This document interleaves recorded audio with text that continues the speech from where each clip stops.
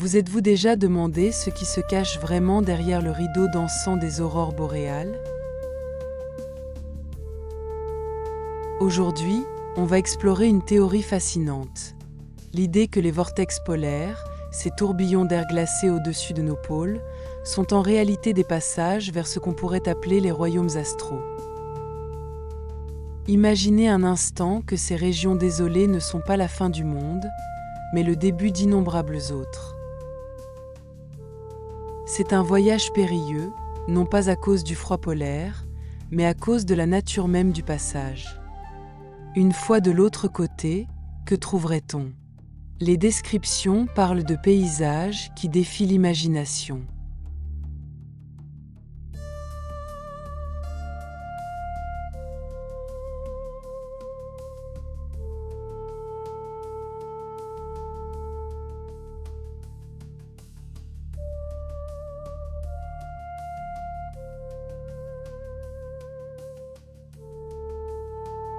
Des forêts dont les arbres sont faits de cristal lumineux, pulsant d'une énergie interne.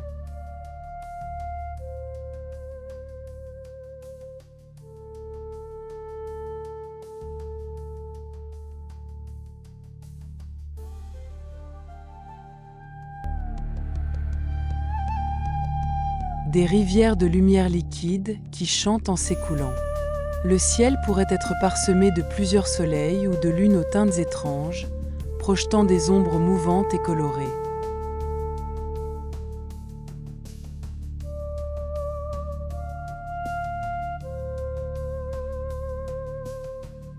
Imaginez des fleurs qui s'ouvrent et se ferment en réponse à vos émotions, des plantes qui communiquent par des vagues de couleurs.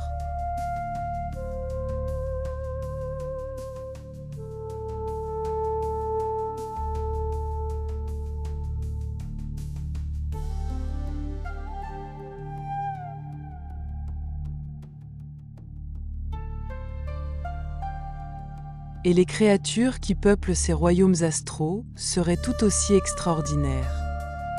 On ne parle pas d'ours polaires ou de manchots, mais d'êtres faits de pure énergie ou de lumière solidifiée.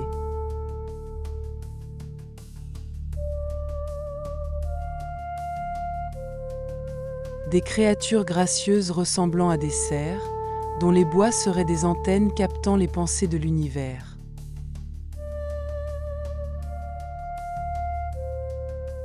Des entités volantes, ni oiseaux ni insectes, qui traceraient des motifs complexes dans le ciel, laissant derrière elles des traînées de poussière d'étoiles. Ces animaux ne seraient pas soumis aux mêmes contraintes biologiques que les nôtres. Leur existence serait peut-être plus proche de celle d'un rêve que d'une réalité matérielle.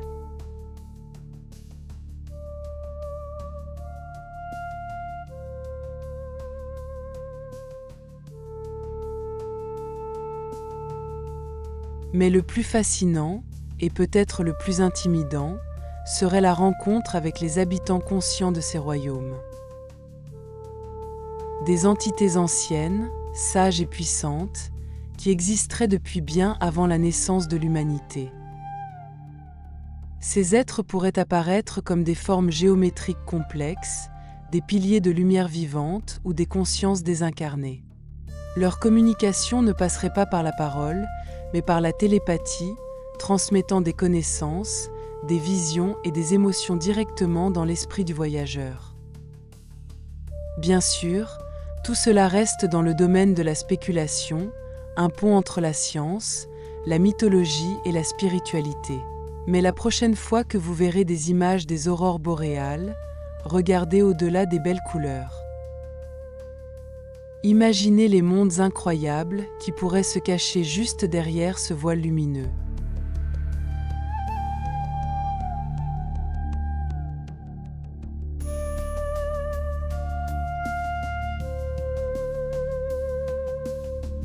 Peut-être que les plus grands voyages ne se font pas vers les étoiles lointaines, mais à travers des portes qui sont ici même, sur notre propre planète, attendant d'être redécouvertes.